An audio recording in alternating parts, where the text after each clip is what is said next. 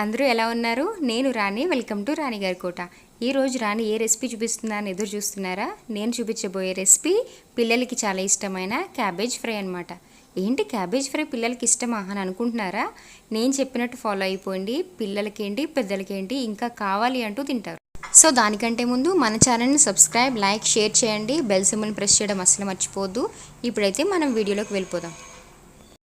ఇక్కడ నేను 1 kg cabbage తీసుకుంటున్నాను. ఇది అప్రాక్సిమేట్గా 4-5 మెంబర్స్కి వస్తుంది. ఇందులో కావాలంటే మీరు హాఫ్ కూడా చేసుకోవచ్చు.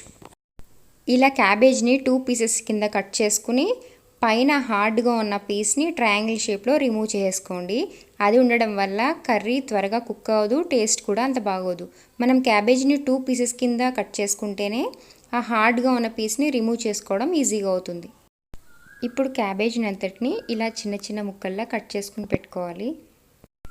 ఇప్పుడు మనం స్టవ్ మీద ఇట్లాంటి గిన్నె ఒకటి పెట్టుకుని అందులో 1.5 లీటర్ వరకు వాటర్ వేసుకుని కాస్త సాల్ట్ యాడ్ చేసుకుని మూత పెట్టి మరిగించుకోవాలి. 1 మినిట్ తర్వాత మూత ఓపెన్ చేసి చూస్తే వాటర్ అనేవి బాయిల్ అవుతాయి. అప్పుడు మనం ముందుగా కట్ చేసి పెట్టుకున్న క్యాబేజ్ పీసెస్ని ఇందులోకి ట్రాన్స్ఫర్ చేసుకుని కుక్ చేసుకోవాలి. ఇలా మనం 2 మినిట్స్ పాటు మూత ఓపెన్ చేసి కలుపుతూ కుక్ చేసుకోవడం వలన ప్రతి పీసు సాఫ్ట్గా అవుతుంది. క్యాబేజ్లో ఉన్న ఆ స్మెల్ కూడా డిక్రీజ్ అయిపోతుంది.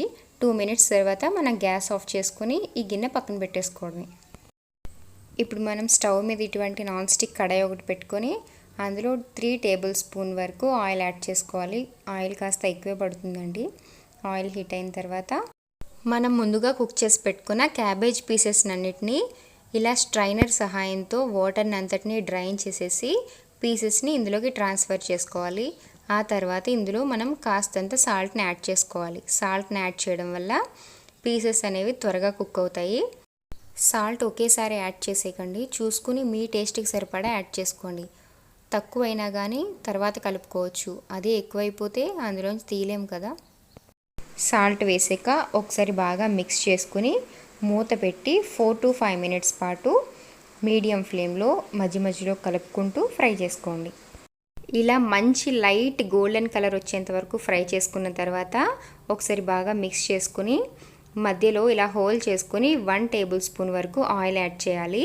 ఆ తర్వాత ఇందులో 1/2 స్పూన్ వరకు అల్లం వెల్లుల్లి పేస్ట్ యాడ్ చేసుకోవాలి. అల్లం వెల్లుల్లి పేస్ట్ లాస్ట్లో యాడ్ చేయడం వలన ఫ్రై మంచి ఫ్లేవర్లో వస్తుంది.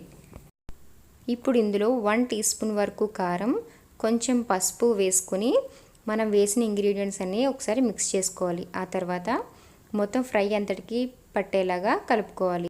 ఇందులో కావాలంటే మనం ధనియాల పొడి కూడా యాడ్ చేసుకోవచ్చు. ధనియాల పొడి అనేది ఆప్షనల్ మాత్రమే. ఒకసారి ధనియాల పొడి వేసి ఒకసారి వేయకుండా చేసుకోండి. ఎప్పుడు ఒకేలా చేస్తే ఫుడ్ అనేది రొటీన్గా ఉంటుంది కదా, అందుకని మార్చి మార్చి వేసుకోండి. ఇప్పుడు మనం మూత పెట్టి 3 మినిట్స్ పాటు సిమ్లో మగ్గించుకుందాం. 3 మినిట్స్ తర్వాత మూత ఓపెన్ చేస్తే ఇలా ఉంటుంది. ఆ తర్వాత మనం కొత్తిమీరతో గార్నిష్ చేసుకొని సర్వ్ చేసుకోవచ్చు. క్యాబేజ్లో ఉన్న ఆ ఫ్లేవర్ని పిల్లలైనా పెద్దవాళ్ళైనా అంతగా ఇష్టపడరు కాబట్టి నేను చూపించినట్టు ఫస్ట్ వాటర్లో కుక్ చేసి ఆ తర్వాత ఫ్రై చేసుకోండి. దానివల్ల పీస్ అనేది చాలా సాఫ్ట్గా ఉంటుంది. ఆ క్యాబేజ్ ఫ్లేవర్ అనేది కూడా చాలా వరకు తగ్గిపోతుంది. దీనికి బెస్ట్ కాంబినేషన్ మజ్జిగ చారు ట్రై చేయండి. అది టేస్ట్ కూడా చాలా బాగుంటుంది, క్విక్గా కూడా అయిపోతుంది.